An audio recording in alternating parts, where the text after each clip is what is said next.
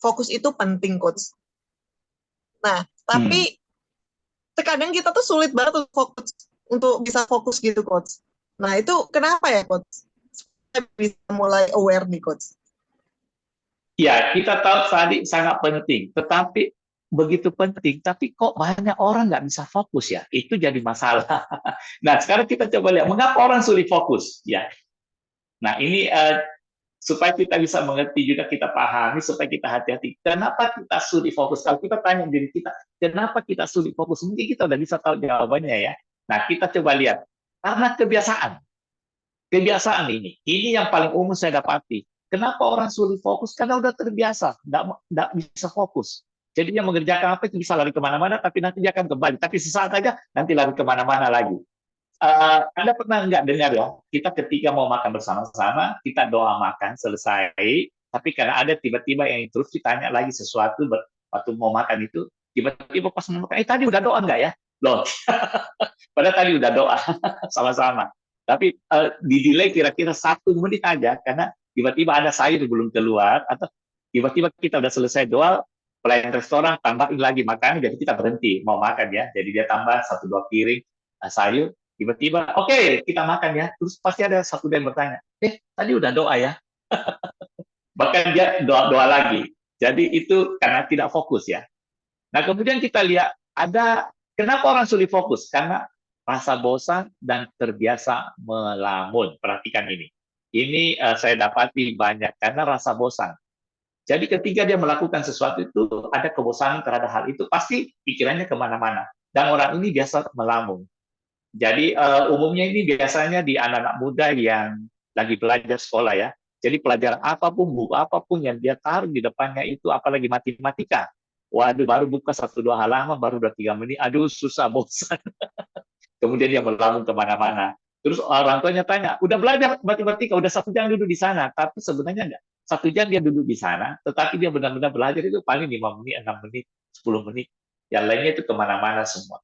Jadi karena ada rasa bosan, ya mengapa orang sulit fokus, terbiasa melamun. Nah, kita juga bisa demikian. Hati-hati sekali. Kemudian tidak pernah berlatih untuk fokus. Ini juga masalahnya. Kenapa kita sulit fokus? Karena kita tidak pernah berlatih untuk fokus benar. Jadi nanti saya akan kasih tipsnya supaya kita bagaimana berlatih ya. Nah, gangguan pikiran dan perasaan ini yang saya katakan tadi, bahwa kita punya pikiran ini kan tidak pernah berhenti. Bisa kamu hentikan. Pikiran jangan berpikir dulu. Perasaan berhenti dulu, tidak bisa. Karena itu ada otomatisasi ya. Jadi pikiran perasaan itu tidak bisa di stop. Dia akan bergerak terus. Jadi makanya apa yang Anda masukkan pikiran, ya itu harus di-shift. Kalau yang jahat-jahat, yang tidak baik itu langsung dipindahkan ke arah yang baik. Karena itu dia tidak pernah berhenti, dia akan gerak terus. Kemudian panca indera yang bergerak alami. Ini saya kasih di sini kata panca indera kita yang bergerak alami. Kita punya panca indera, yaitu kita punya mata untuk melihat, kita punya telinga untuk mendengar, kita punya hidung untuk mencium bau, kita punya mulut untuk perasa makanan, kita punya kulit untuk peraba. Ya, dan kita tadi tahu ada pikiran, perasaan. Nah, panca indera kita ini kan bergerak alami, kita nggak bisa juga stop.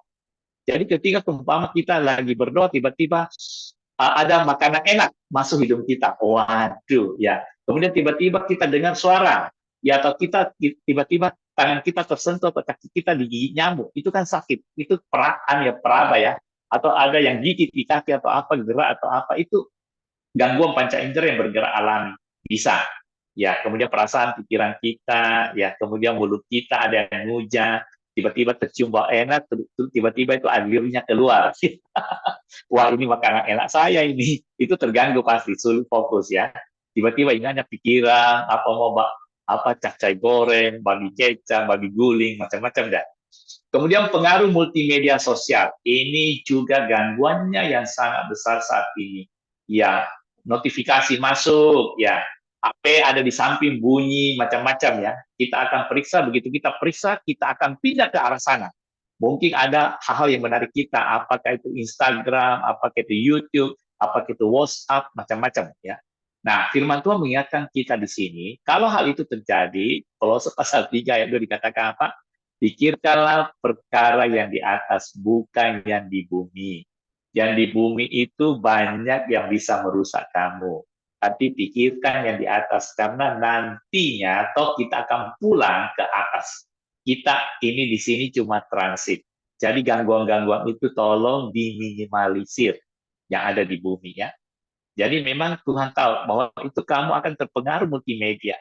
Dan di dalam dunia ini begitu banyak gangguan, makanya Anda sulit fokus. Apalagi kalau kita berbicara masalah rohani. Ya, berdoa atau baca firman dan lain-lain. Kemudian kita lihat kekhawatiran dan ketakutan ini juga membuat kita sulit fokus. Ini udah tahu ya, jadi saya cepat aja di sini. Kemudian yang terakhir, banyaknya hal yang tidak kita catat. Wah, lupa apa, lupa apa, lupa apa. Lagi melakukan sesuatu, ya gimana ya? Karena kita tidak catat. Makanya nanti biasakan juga catat hal-hal yang Anda harus kerjakan hari ini. Jadi itu next-nya. Bisa seperti saya katakan biasa bikin goal setting. Habis jam berapa Anda kerjakan ini? Telepon siapa? Tunggu siapa? Kunjungi siapa? Ya, jadi harus dicatat semua supaya kita tidak lagi panik. Supaya kita bisa fokus. Ya, itu mungkin Sismelda ya yang saya bisa sharingkan ya. Berapa pentingkah dan mengapa kita sulit fokus ya.